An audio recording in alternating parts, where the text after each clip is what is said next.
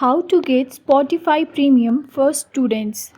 Hello everyone, this is a Hazel here to assist you today. Without any delay, let's get started.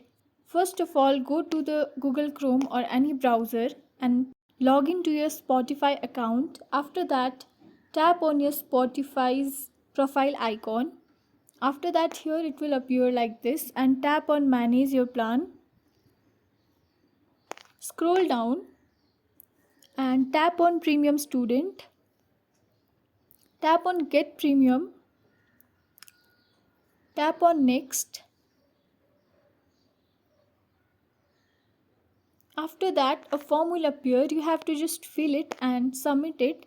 You have to tap on next and then your form will be submitted.